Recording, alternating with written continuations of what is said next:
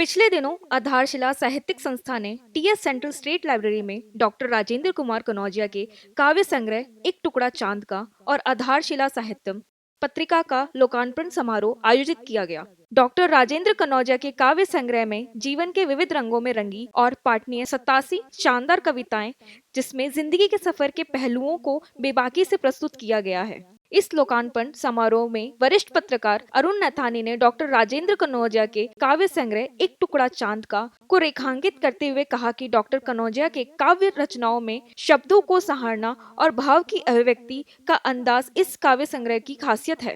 तो ये सारी की सारी कविताएं कनौजिया जी की जो हैं वो समाज के दुख दर्द को ईमानदारी से अभिव्यक्त करती हैं। आज तो कविता लिखना स्वतंत्र सुखाई के लिए भी नहीं है, इनमें गहरे एहसास हैं। हो अंधेरे लाख लेकिन रास्ता दिखता रहे, चल पड़े तो धीरे धीरे दास्तां बन जाऊंगा। वो इसको कनौजिया जी ने लिखा भी है और इसी दर्द को उसको वो पीजीआई में महसूस भी करते हैं।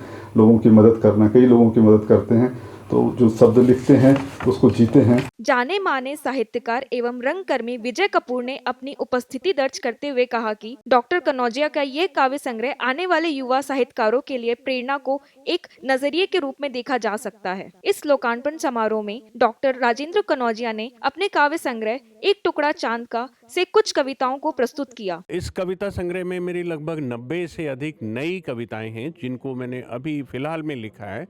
और इन कविताओं में जो हमारे देश, हमारे आसपास का समाज है, हमारे जो आसपास गुजरता हुआ समय है और जो कुछ भी खूबसूरत है जीवन में, वो सारी चीज़ें इस कविता संग्रह में मैंने कोशिश की है कि वो कहानी वो कविताओं के रूप में आए और कविताओं के रूप में आकर यदि मेरी कविताएं आप सभी को अच्छी लगीं तो ये मेरा काम मेरे लिए सफल होगा। और मुख्य अतिथि उपस्थित नेशनल साहित्यिक अकादमी के अध्यक्ष माधव कौशिक ने कहा कि साहित्यिक और काव्य संग्रह हमारे समाज की प्रतिबिंब के रूप में दर्पण का कार्य करती है। आज राजेंद्र कुमार कनौजिया के पुस्तक एक टुकड़ा चांद के लोकार्पण समारोह में आकर मुझे बहुत सुखद अनुभूति हुई है।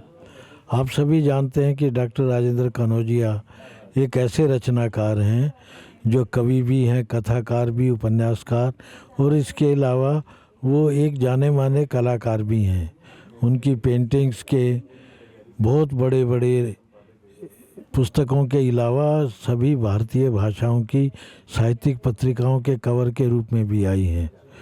राजेंद्र कनौजिया जी की इन कविताओं से गुजरते हुए ये अनुभव होता है कि वो जीवन की रागात्मकता के कवि हैं। उनकी कविताओं में जहाँ प्रकृति है, प्रेम है, वहाँ भारतीयता की जीवन शैली के अद्भुत चित्र हैं। बिंब प्रधानता इन कविताओं को इतनी हृदयग्राही बना देती है कि आप इन्हें पढ़ते हुए अनुभव करते हैं कि मैं कविता पढ़ नहीं रहा बल्कि देख रहा हूँ। एक तरह की ये पिक्टोरियल क्वालिटी उन कविताओं का एक तरह से प्राण तत्व कहा जा सकता है। मित्रों, इन कविताओं से गुजरते हुए दो बातें और आपने अनुभव की होंगी।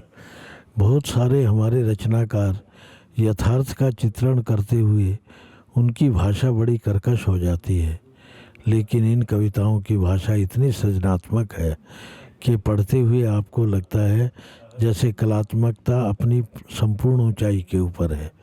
मैं उनको हार्दिक शुभकामनाएं भी देता हूं और ये भी ईश्वर से प्रार्थना करता हूं कि आने वाले दिनों में उनकी कविता और ऊंचाई छुएगी। समारोह के अंत में साहित्यिक पत्रिका आधारशिला का लोकार्पण किया गया।